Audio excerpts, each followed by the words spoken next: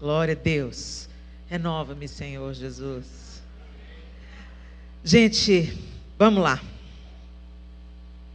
A noiva é submissa. A noiva é santa e sem culpa. E a noiva é cuidada por Cristo. Vamos lá no texto base de Efésios, Efésios 5.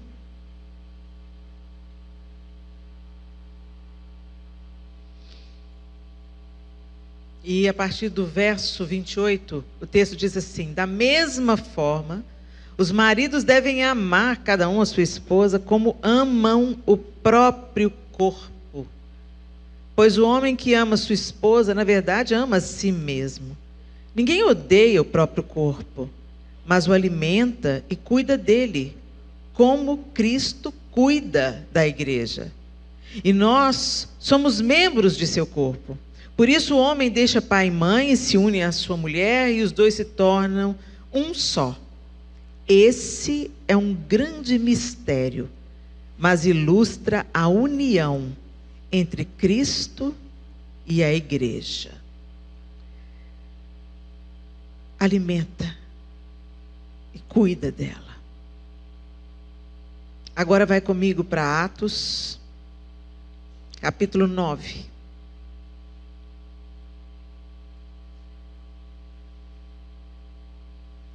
Atos capítulo 9, a partir do verso 1, o texto diz assim: enquanto isso, Saulo, motivado pela ânsia de matar os discípulos do Senhor, procurou o sumo sacerdote.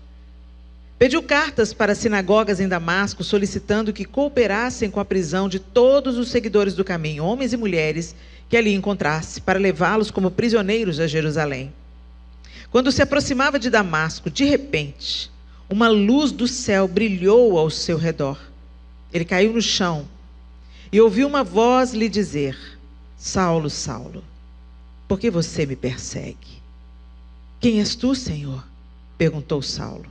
E a voz respondeu: sou Jesus, a quem você persegue. Agora levante-se e entre na cidade, onde lhe dirão o que fazer. Os homens que estavam com Saulo ficaram calados de espanto, pois ouviam uma voz, mas não viam ninguém.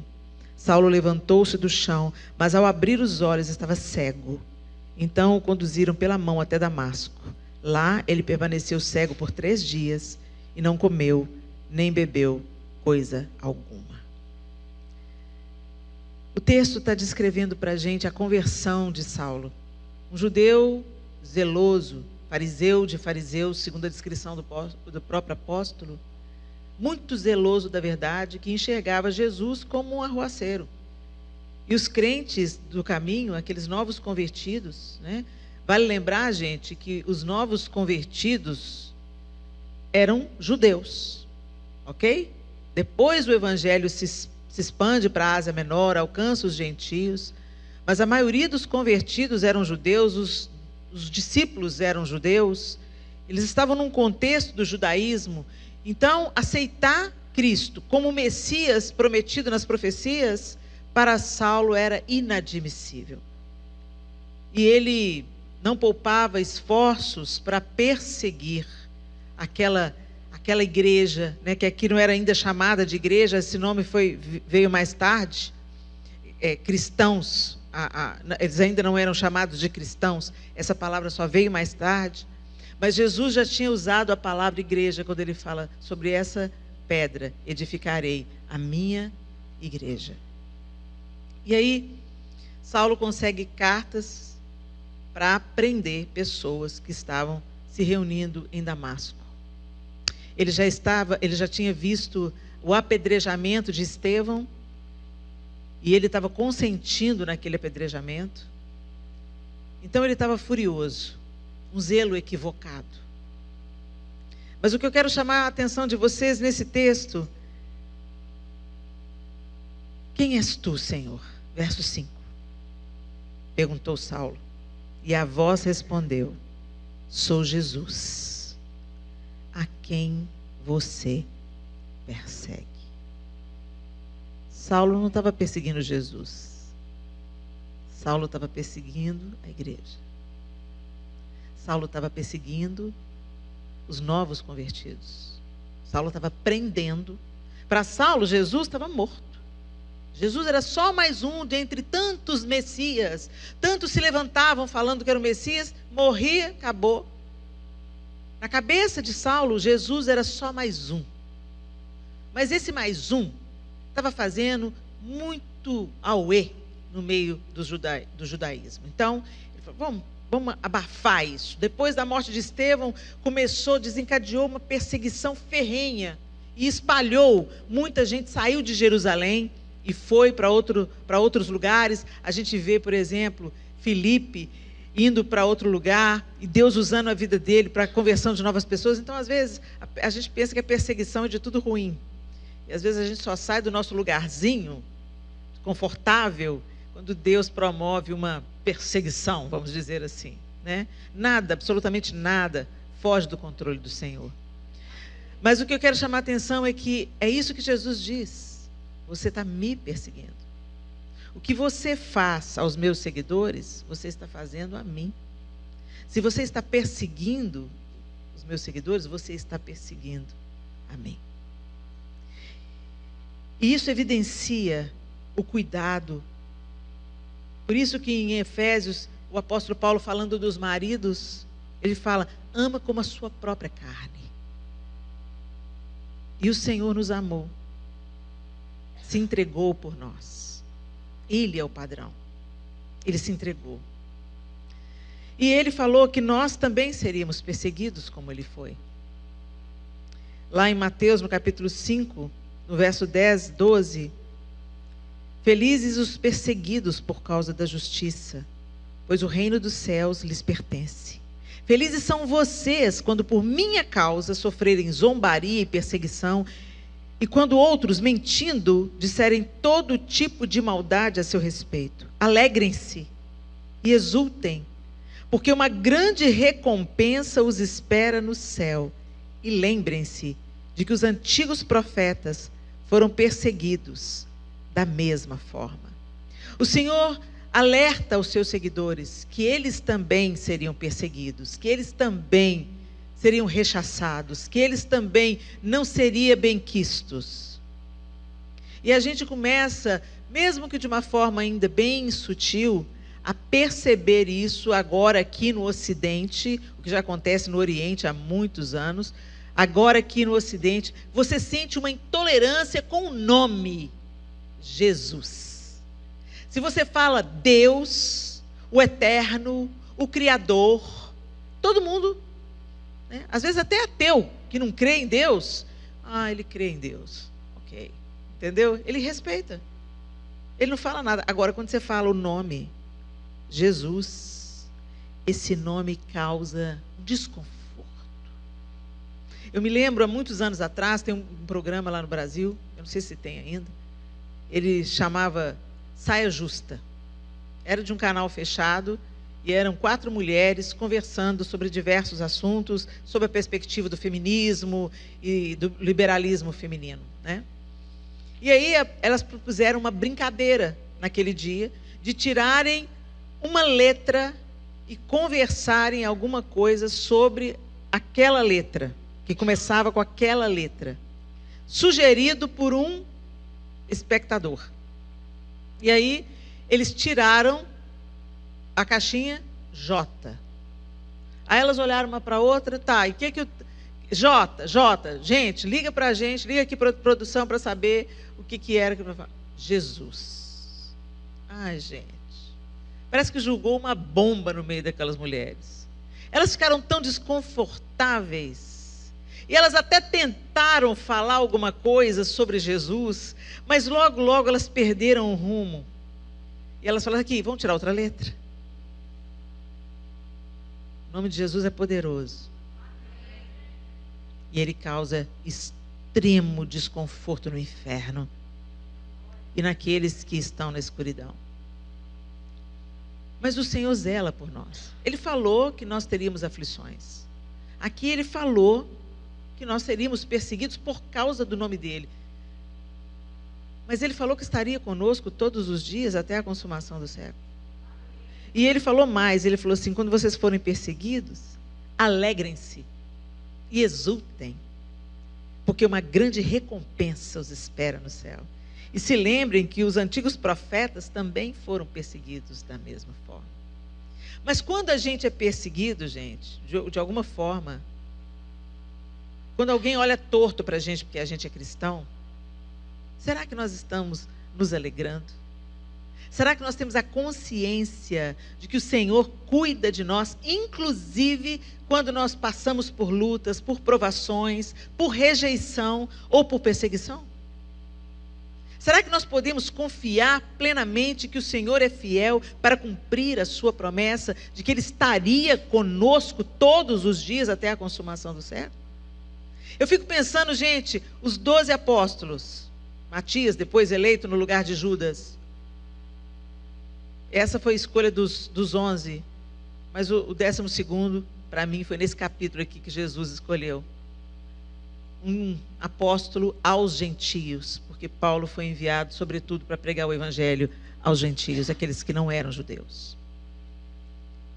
Eu fico pensando naquele primeiro momento depois da morte e ressurreição de Cristo. Como que esses homens viviam, gente? Eu quero que vocês imaginem comigo os discípulos no sábado, depois da crucificação. Eu fico imaginando a confusão na cabeça deles. Porque eles ainda não tinham recebido o Espírito Santo. Mas o que aconteceu? Ele morreu. Porque gente, na época de Jesus, muita gente surgia, líderes políticos contra Roma surgiam, e muita gente surgia como Messias, entendeu? Então, mas aí o que acontecia? Morria, o povo, não era não. Cada um voltava para sua casa. Mas acontece que esses discípulos aqui, eles viram Jesus ressurreto. Só que ainda não, no sábado. No sábado. Eles estavam, imagino eu, confusos, com sentimento de desamparo, medo, muito medo, de serem os próximos. Agora vão vir atrás da gente. A confusão porque imediatamente eles largaram tudo o que eles faziam e seguiram a Cristo. Literal. Largaram a família, largaram o emprego, deixaram as redes, deixaram a coletoria de impostos, deixaram tudo e foram andar com Jesus durante cerca de 3 anos, vendo Jesus fazendo milagres e maravilhas. Então, aí ficava mais confuso ainda. Como assim? A gente viu o que ele estava fazendo, a gente viu ele ressuscitando, a gente viu ele curando, a gente viu ele multiplicando. Como assim que ele morreu? O Messias não vai morrer. O Messias vai restituir o poder a Israel. O Messias vai dissipar o poder de Roma. Como assim ele morreu? E muitas vezes, apesar da palavra de Deus nos dizer que o Senhor está conosco todos os dias até a consumação dos séculos, a palavra de Deus afirmar que Ele cuida de nós. Lá em 1 Pedro 3,12, o apóstolo escreve: os olhos do Senhor estão sobre os justos e seus ouvidos abertos para as suas orações. O Senhor escuta a oração. O Senhor nos deu o Consolador, o Espírito Santo. Mas quando a gente entra em algum problema, em alguma falta, entramos em crise. Uma crise de fé. Uma crise existencial. E a gente questiona muitas vezes o amor de Deus para conosco. Senhor, você não está vendo o que está acontecendo? Senhor, eu já te pedi, o Senhor não me responde? Senhor, que diagnóstico é esse, Senhor? O Senhor promete que o Senhor cura. Será que a gente consegue enxergar, nesse tempo que a gente está vivendo, aqui neste lugar que vocês moram, será que você consegue enxergar que o noivo está cuidando da noiva? Será que você consegue perceber Jesus cuidando da igreja, Jesus cuidando de você individualmente? Será? É muito fácil a gente dar um glória a Deus e falar, Senhor, obrigado, porque tem comida na minha mesa. Obrigado porque tem um salário no fim da semana. Obrigado porque o Senhor tem cuidado dos meus filhos. Obrigado porque eu não tenho nenhum diagnóstico de doença terminal. Obrigado, Senhor, porque é muito fácil. É o esperado. Mas quando a gente olha para os discípulos depois do domingo da ressurreição, aqueles covardes foram transformados em homens ousados, corajosos. E eles não se importavam de serem presos, açoitados, condenados à morte. Eles tinham a plena consciência. Se chegou minha hora, eu vou mesmo. Para mim, o viver é Cristo, morrer é lucro. Depois Paulo viria dizer isso. Desde que ele foi escolhido como discípulo, e aí quando a gente continua no texto de Atos que a gente acabou de ler, a gente vê claramente quando Jesus está respondendo.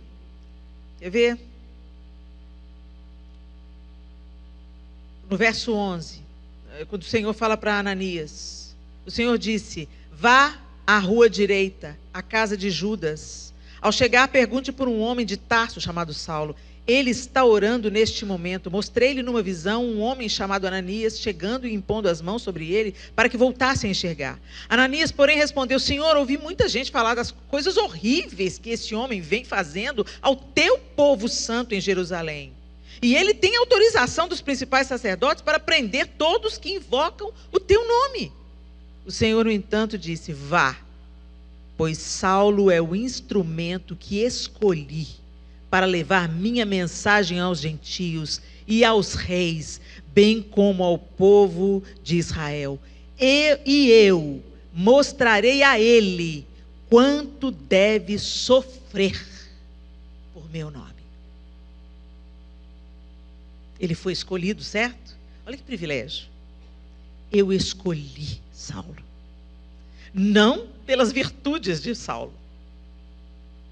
Porque o Senhor, na sua soberania, sabe quem ele escolhe. O Senhor nos escolheu, sim ou não? É um privilégio, não é? Puxa vida, você pensa que você entendeu, você discerniu Deus pelo seu intelecto? Foi o Espírito Santo que te revelou quem Jesus é. Foi o Espírito Santo que tirou as escamas dos seus olhos, o entorpecimento da sua mente, e te vivificou em Cristo, que te reconciliou com Deus. Mas a gente não quer saber de sofrimento, não. Aí vem os resíduos sobre nós de mais um falso evangelho. O evangelho da prosperidade. Até essa palavra ganhou um sentido pejorativo. Prosperidade, gente, segundo a Bíblia, é uma promessa. O generoso prosperará.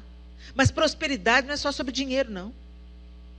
Prosperidade é sobre bem-estar, é sobre saúde física, emocional, espiritual. É sobre ter filhos nos caminhos do Senhor. É sobre ter paz no meio da adversidade. Prosperidade é muito mais do que dinheiro. E é dinheiro também para você suprir as suas necessidades e para você suprir as necessidades de outros. Essa é a prosperidade bíblica. Mas hoje a gente escuta um ensino torto dizendo, né? Hoje não, já tem alguns anos, e de alguma forma, mesmo que você cresceu numa igreja saudável teologicamente, você aprendeu o que era certo, você aprendeu o que era bíblico, a coisa respingou na gente de alguma forma. Então, quando a gente vê uma pessoa sofrendo muito, a gente logo pensa, fruto do evangelho da prosperidade. Ah, a pessoa está sofrendo muito, né? Deve estar em pecado. Nossa, mas que luta. É uma pancada atrás da outra. Deus está chegando no canto. Deve ter aprontado. Ou então fica, oh Deus, o que será, hein? O que será que fulano está orando, tem 10 anos e você não escuta a oração dela?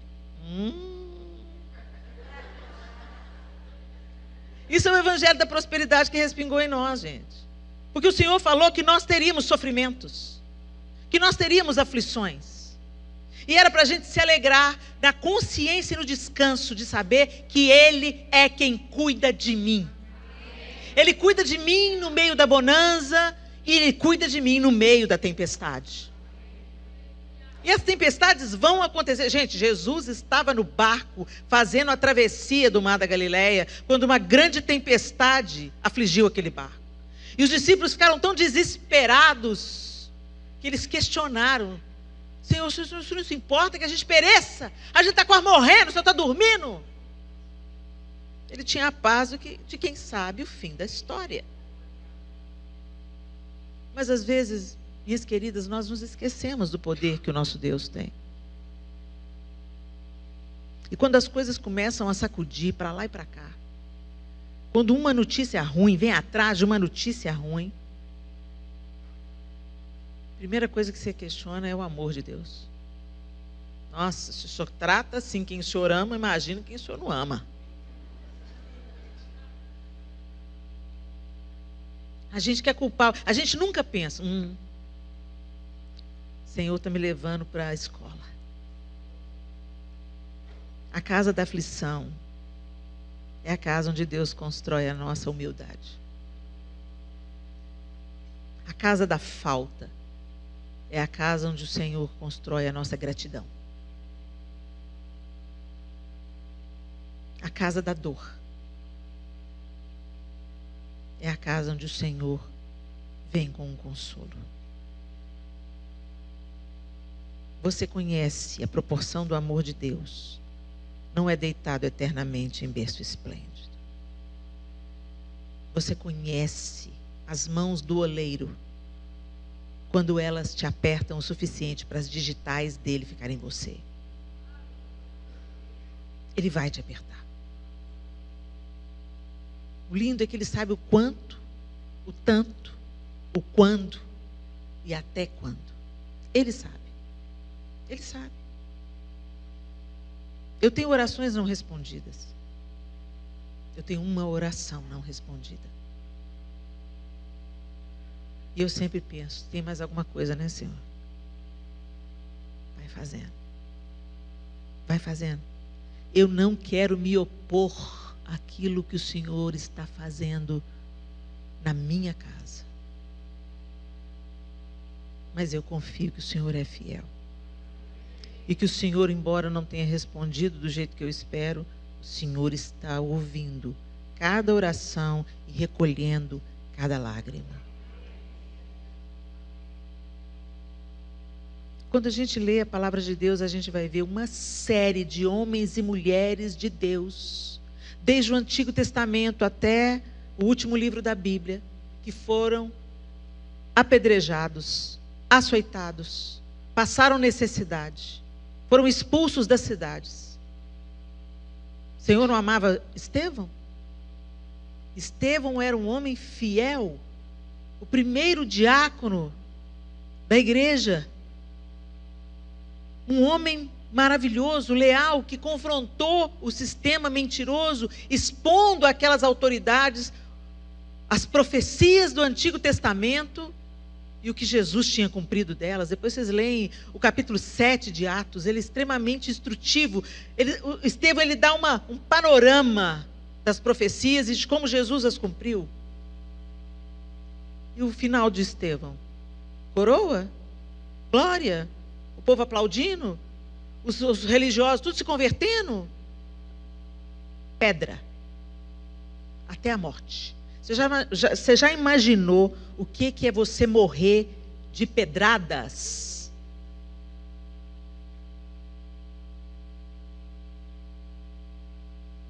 E até o último momento. O rosto dele era como o rosto de um anjo. A paz estava lá.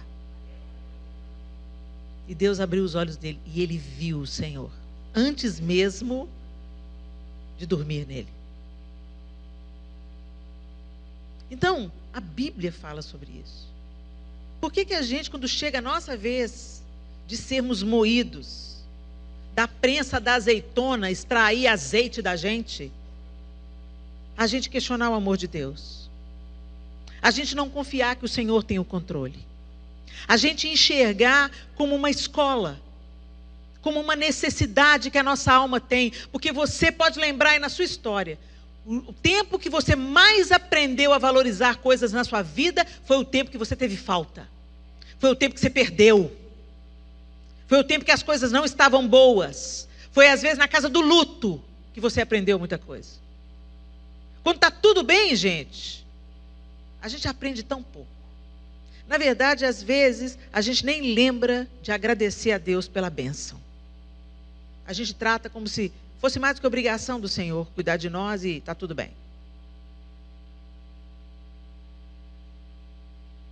Nós temos que ter a consciência, a clareza, que o Senhor cuida da noiva. E Ele cuida não apenas quando Ele a adorna, a coloca joias, vestido de linho puro, finíssimo. Ele está cuidando quando a noiva é perseguida, quando ela é rejeitada, quando ela é zombada, quando a igreja sofre. Ela também está passando por uma purificação. Por isso que eu, Helena, não estou fazendo disso uma doutrina aqui não, tá, gente? Eu, Helena, sou pós-tribulacionista. Porque se a gente olhar as histórias de avivamento, todas elas foram antecipadas de dificuldade, de dor. E aí você pensa, não, mas Deus ama demais o seu povo para deixar a gente sofrer. É justamente porque Ele ama que Ele vai purificar a igreja primeiro pelo sofrimento. É a minha opinião. Quando eu olho para a libertação do povo do Egito, as primeiras pragas, o povo hebreu viveu junto com os egípcios. O Senhor não livrou o povo hebreu desde a primeira praga. A partir da quarta Deus livrou. As primeiras pragas, o povo hebreu foi atingido tanto quanto. O povo hebreu começou a ter mais trabalho por causa da ira de Faraó. E o Senhor não poupou o povo. E Ele tira o povo do Egito, uma terra de vantagens, de riquezas, e leva para onde? Para o deserto. Ele precisava de tirar o Egito de dentro do... Ele tirou o povo do Egito, agora ele precisava tirar o Egito de dentro do povo. E se apresentar como Deus. Eu sou o Senhor, o teu Deus, que te tirou da terra do Egito. Não terás outros deuses. Porque no Egito tinha um tanto de Deus. Vocês acham que foi gostoso? Não deve ter sido gostoso não, porque o povo sentiu saudade do Egito.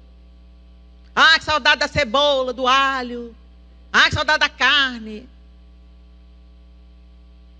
Então, honestamente, eu vejo o sofrimento como uma última oportunidade. Porque quando vem o sofrimento, o homem entende que existe um Deus, o homem enxerga a sua finitude. Quando teve o ataque das Torres Gêmeas, em 11 de setembro, os pastores e líderes das igrejas em Nova York contam que no domingo seguinte, as igrejas estavam abarrotadas. Todo mundo procurou Deus. Todo mundo se lembrou que existe um Deus. Depois, a vida foi voltando ao normal. O capital foi girando. As coisas foram acontecendo. A vida retomou o seu ritmo. E as pessoas voltaram a rejeitar o Senhor. O livro de Juízes é isso. Deus abençoa o povo de Israel. O povo de Israel dá as costas para Deus e adora outros deuses. Deus retira a mão de cima de Israel. Aí o inimigo de Israel começa a prosperar e oprimir Israel. Aí eles, depois de muita opressão, eles se lembram de Deus, se voltam para Deus, se arrependem dos seus pecados por causa da opressão do inimigo. Aí Deus vai lá e livra eles do inimigo. Daqui a pouco eles vão de novo e dão as costas para Deus. Esse é o ciclo da raça humana. Vai ser sempre assim. Mas eu creio que por amor, o último grande avivamento que a gente espera, ele não vai acontecer com mover, todo mundo falando em línguas. Ele vai acontecer por causa do sofrimento. As pessoas vão buscar Deus porque todas as outras fontes irão secar.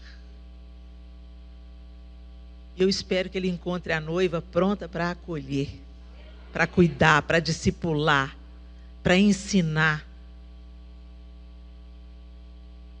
E se nós ficarmos nessa meninice, de evitar o sofrimento, ou de acreditar que o amor de Deus não vai permitir a gente sofrer. Gente, Ele não poupou o seu próprio Filho perfeito para cumprir o plano e para livrar eu e você. Aí quando é a hora da gente dar a nossa vida em sacrifício para glorificar o nome de Deus, aí a gente não gosta dessa história não.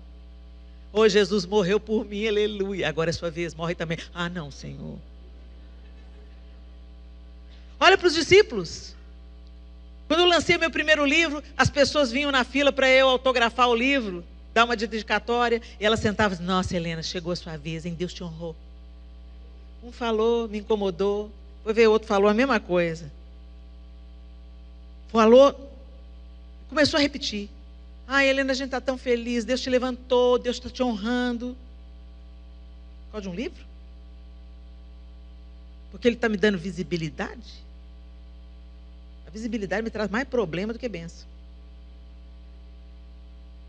Está todo mundo se metendo na minha vida, na vida da minha família. Todo mundo acha que me conhece, que comeu 1 quilo de sal comigo. Não sabe de nada, inocente. Quem me conhece é aquele homem ali, ó. Santo João.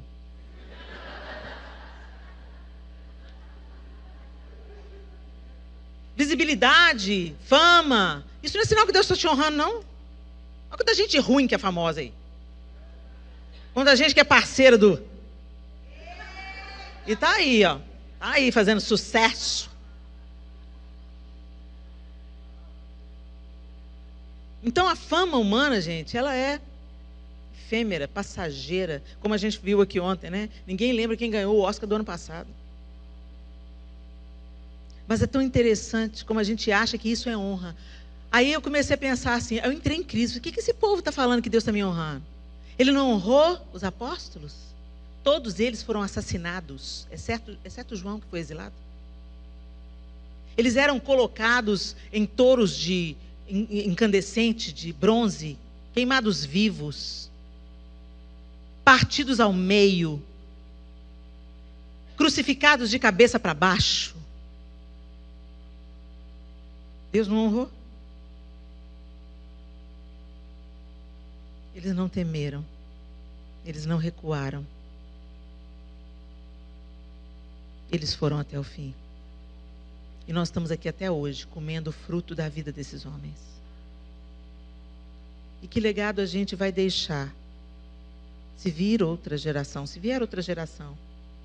Que legado que nós estamos deixando para os nossos filhos? A gente está ensinando para os nossos filhos que o amor de Deus só é verdadeiro quando Deus nos dá tudo que a gente quer? Quem aqui é mãe? Deixa eu ver.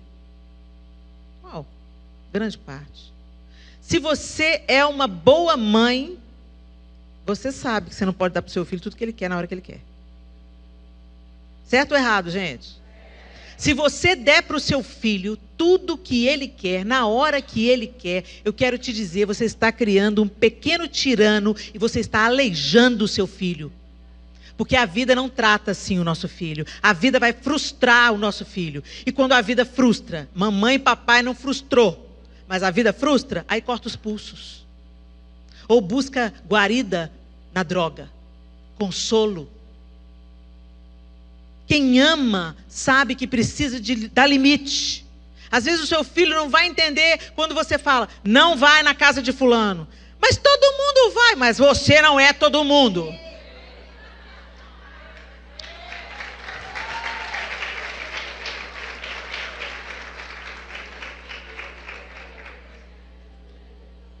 Quantas vezes a intervenção do nosso pai, da nossa mãe, nos livrou da encrenca?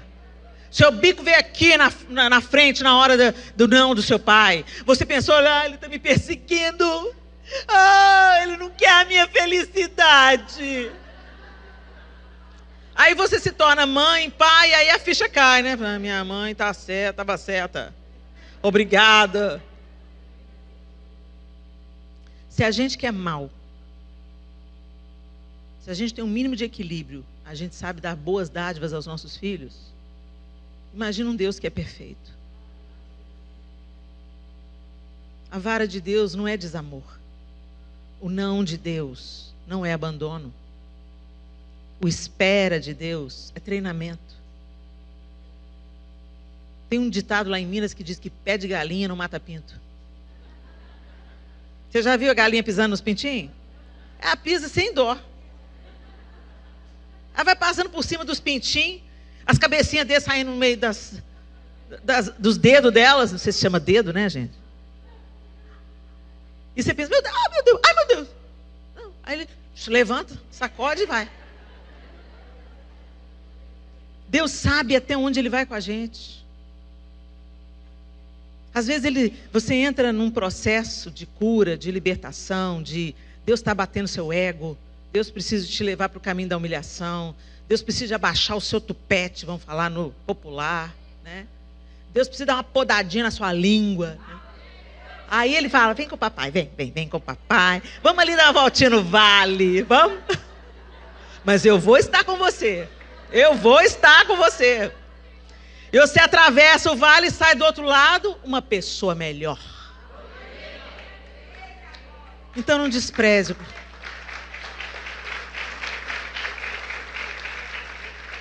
Não menospreze o cuidado de Deus. Ele está cuidando. Quando Ele derrubou Saulo e deixou Saulo cego por 3 dias, Ele estava cuidando.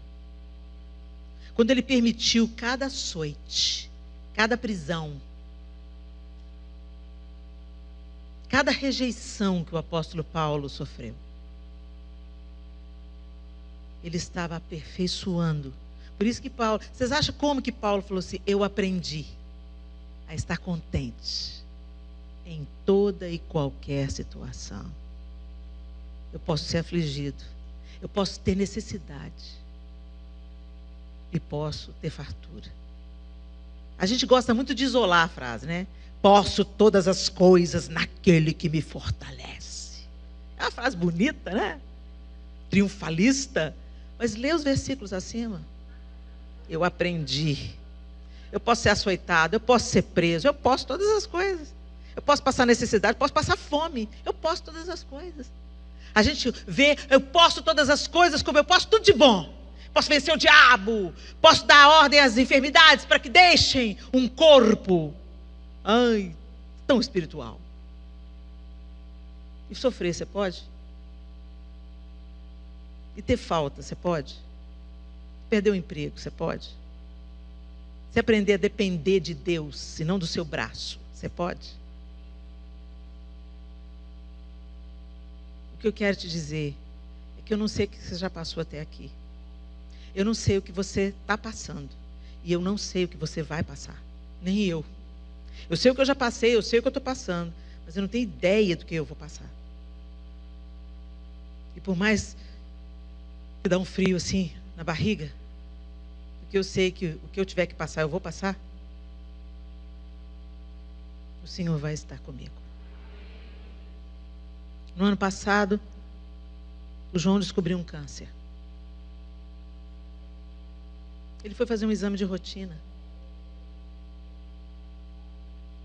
Estava tudo bem. Assintomático.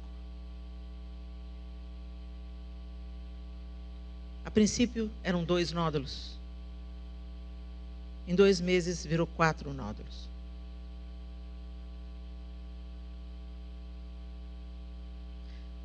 No processo de esperar o resultado dos exames, a nossa oração era, Senhor, nos dá livramento. Senhor, que esses nódulos sejam benignos. Senhor, que não seja um câncer. Senhor, dá livramento. Senhor, dá livramento. Senhor, dá livramento. Só de pensar a possibilidade de eu perder o João, eu ficava desesperada. Meu Deus, como é que eu vou viver sem o João? Deus, eu não vou aguentar viver sem o João.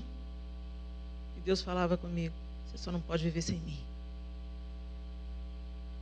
A única pessoa que você não pode perder sou eu. E quando veio o diagnóstico, gente, o médico abriu a pasta, que a gente já estava com ela 2 dias, eu não tive coragem de abrir a pasta. Ele abriu a pasta, recolheu os lábios. Se confirmou. São 4 nódulos malignos avançados. eles têm que ser extraídos imediatamente. Um deles era grau 8, 3 eram grau 7.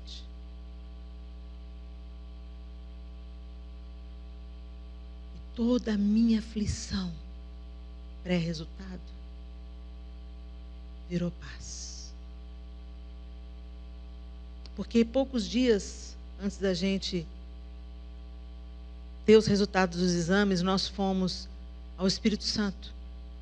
E ali nós nos encontramos com um homem de Deus, o apóstolo Vitor Hugo. E o Vitor Hugo, ele tem uma autoridade sobre a enfermidade. Ele mesmo teve um câncer terrível no estômago. Ele não tem o estômago. Ele não tem nada aqui, traqueia, não tem nada. E Deus usa a vida dele para curar pessoas. Na fraqueza dele, o poder de Deus é aperfeiçoado. E eu já sabia dessa fama dele. Um tanto de gente que ele tinha orado era curado. E aí ele falou assim: eu vou orar por você, João. E aí eu pensei: ai, aleluia, Deus vai dar livramento, Deus vai dar livramento. Hoje à noite na igreja, eu vou orar por você, João. Aleluia, aleluia. Deus vai curar, vai manifestar a glória dele. Aí chegou no culto, ele não orou. Aí nós fomos jantar lá na igreja mesmo. Pôs a mesa, ficou só a gente. Falei: agora que está só a gente, ele vai orar. Não orou. Aí foi com a gente pro hotel, não orou e nem tocou no assunto. Eu pensei: mas e aí? E aí? Aí no outro dia ele foi pro aeroporto com a gente. Aí ele colocou a mão no meu ombro, a mão no ombro do João, eu pensei: é agora, aqui no meio do aeroporto. É agora, Senhor, é agora. E ele olhou para nós e falou assim: me mantenham informado sobre os resultados dos exames. Naquela hora, eu soube que o João estava doente, mesmo, que era câncer. É como se o Senhor tivesse falado comigo, ele não orou. Porque eu não vou curar agora. Você vai passar por isso, Helena. Você vai passar por isso. O João vai passar por isso. Seus filhos vão passar por isso. Eu quero dizer para vocês, eu não queria ter passado. Mas foi bom passar. Primeiro, para valorizar ainda mais o meu marido. Segundo, para entender que apesar dele ser o homem da minha vida, ele não é o meu Deus. Eu tive que entregar o João nas mãos do Senhor e falar: Senhor, seja feita a sua vontade. O Senhor sabe que eu quero ele comigo até o último dia da minha vida. Mas eu sei que o Senhor nunca vai permitir que eu passe algo que eu não consiga suportar. Despertou os meus filhos. Aumentou a intimidade do João com o Senhor. Nos levou para um outro estilo de vida. Um outro menino, que é um profeta de Deus, foi visitar o João e falou com o João: o Senhor te deu essa doença para te livrar de uma morte repentina. Porque o João estava 27 quilos acima do peso. Ele tem um histórico de infarto. O pai dele morreu com 33 anos. Aquela palavra: o Senhor às vezes permite que a gente passe por algo duro, difícil, sofrido, para evitar algo muito pior lá na frente. Esse é o Deus que a gente serve. Esse é o Senhor que cuida da igreja. Então, em nome de Jesus, minhas irmãs, não duvidem. E deixe o Espírito Santo aperfeiçoar vocês. Quando a prova chegar, quando a luta chegar, quando a necessidade chegar, que vocês se lembrem que a única coisa que te faz atravessar é a presença do Senhor. Então não se afastem, se apeguem. Muitas vezes, quando a gente vem a luta, a gente começa a questionar o amor de Deus, começa a duvidar, a nossa fé entra em crise e nós nos afastamos da única possibilidade de nós atravessarmos o vale, que é o Senhor. É Ele quem nos atravessa, é Ele quem nos sustenta. Foi Ele que entrou naquele gabinete, naquele consultório, e eu senti como se Ele tivesse colocado a mão no ombro do João e a mão no meu ombro, na hora que a gente recebeu a notícia. Nós saímos do consultório, passamos uma mensagem no grupo da família. Se confirmou o diagnóstico, o João vai ter que fazer uma cirurgia. Passou 5 minutos, a Clara, minha primogênita, ligou: mãe, e aí? Eu falei: Clara, se confirmou. Eu sei, os meninos falaram. Como é que você está, mãe? Eu falei assim: você lembra de ouvir falar na igreja a paz que excede todo entendimento? Elas: lembram, mãe. É essa que nós estamos sentindo, filha. A paz que excede o entendimento. A gente não entende, mas a gente está com ela. E eu quero te dizer, eu não sou filha preferida de Deus, não. Ele cuida de todos nós. Então não questione. Porque o Senhor cuida da sua noiva. E mesmo quando os dias são difíceis, Ele está presente. E mesmo quando Ele permite algo radical, Ele está presente. E mesmo quando a resposta está demorando, Ele está presente. E enquanto isso, nós somos aperfeiçoados. Jesus virou para o Pai e disse: Pai, se possível. Você vê que é uma coisa humana, essa aflição. A gente quer evitar o sofrimento. Ninguém ama o sofrimento. Mas eu quero te dizer, quando Ele chegar, não se afaste do Senhor. E é quando? Porque vai chegar. A nossa caminhada tem dia e noite. A noite chega, a noite escura da alma chega. Mas se apegue ao Senhor. Não permita que o diabo semeie no seu coração a dúvida, a incredulidade, o medo. Não permita, resista. Traga à sua memória o que te pode dar esperança. Se fortaleça no Senhor. Davi tinha essa característica. Quando a coisa estava feia para o lado de Davi, ele se fortalecia no Senhor.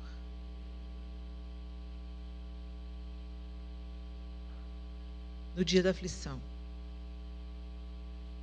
que você conheça a face amorosa de Deus. E entenda que o noivo nunca vai abandonar a noiva. Nunca, nunca. Nunca vai negligenciar a noiva. Por quê? Porque ele ama a noiva como ama a si mesmo. Ele cuida da noiva como um marido que cuida do próprio corpo. Feche os seus olhos.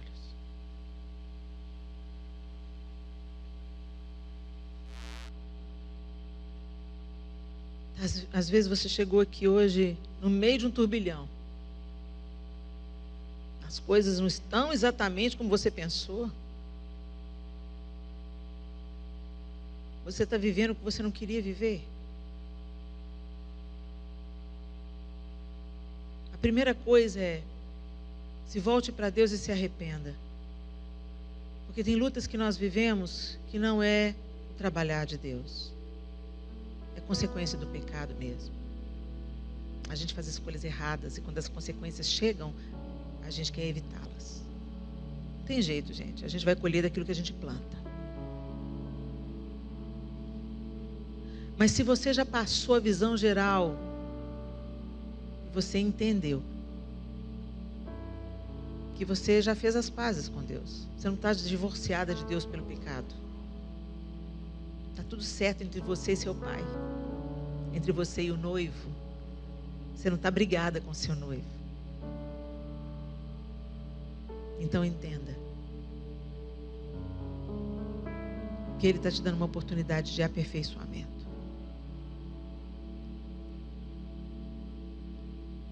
Olhe para a sua dor, para a sua necessidade, para a sua falta, como uma possibilidade de crescimento e de conhecer algo em Deus que você ainda não conhecia.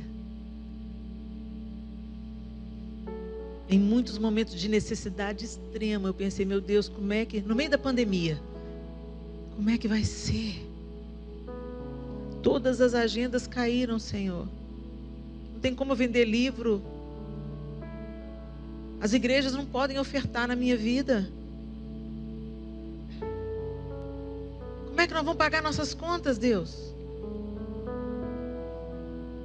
E aí vem o Espírito e fala: sou eu que cuido de você. Não é a força do seu braço. Eu sou o seu sustento. E eu experimentei coisas que eu nunca havia experimentado. A provisão sobrenatural, de onde menos se esperava. A abundância de Deus. O cuidado expresso de Deus. No meio do caos, eu vi a mão amorosa e provedora de Deus como eu nunca tinha visto antes.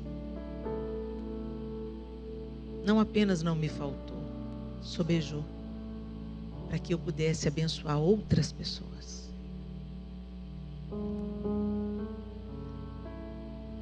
Esses são os processos do Senhor com a gente. Ele trabalha em nós para o nosso crescimento, para o nosso aperfeiçoamento. E para que o nosso testemunho levante outros. Inspire outros. A gente sempre busca referenciais, não é? O fulano é um referencial para mim. Ela passou por tanta luta, mas ela glorificou a Deus até o fim. Fulana é um referencial. Ela adoeceu, mas a gente ia visitá-la e ela é que consolava a gente. Uma fé, uma esperança, uma leveza. Pois é, minha linda. Chegou o tempo da gente se tornar o referencial. Tem uma geração que está partindo. De homens e mulheres que inspiraram multidões. David Wilkerson, Tim Keller, Billy Graham. Homens que viveram no século XX, século XXI. Tem uma geração partindo, gente. Agora é a nossa vez. Pare de buscar os referenciais. E comece a buscar se tornar um. Para os seus filhos, para os adolescentes da igreja, para a próxima geração de casados que vem aí. Que o seu casamento seja uma inspiração. Que a maneira como você cuida dos seus filhos seja uma inspiração, seja um referencial. Que a maneira como você, sogra e nora, se relacionem seja um referencial. Que a maneira como a gente serve na igreja seja um referencial. Respondendo ao cuidado do noivo.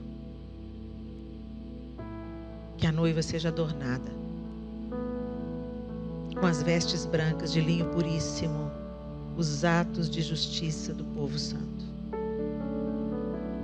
É a nossa vez. É a vez da nossa geração.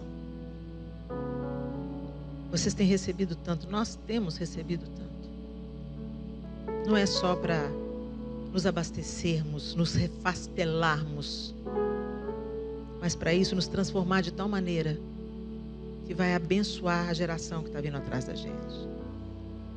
Como nós fomos abençoados pelos que foram antes de nós.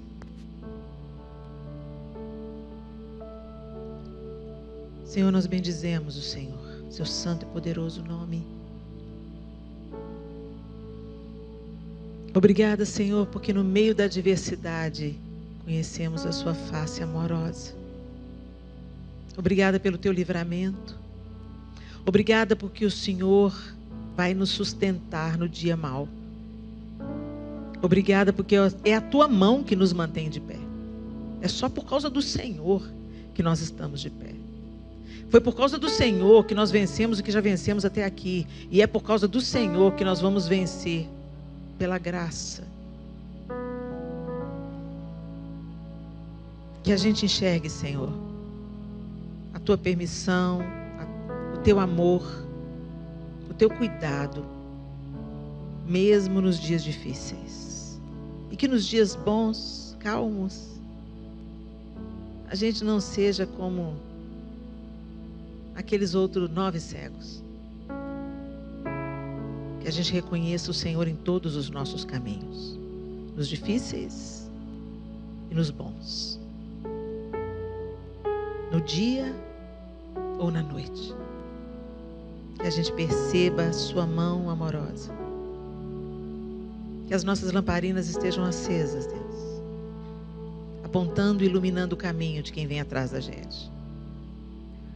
Que o Senhor faça de nós, Senhor, referenciais, não para a nossa glória, não para a nossa glória, mas para a glória do Teu nome. Que outras pessoas sejam inspiradas pela obra do Senhor em nós.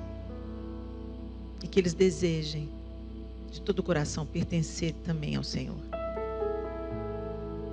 Obrigada por esse tempo que o Senhor nos reuniu aqui. Obrigada pela Tua palavra que é viva e eficaz. Obrigada porque o Senhor é um noivo amado. E nós, como noiva, sendo aperfeiçoados,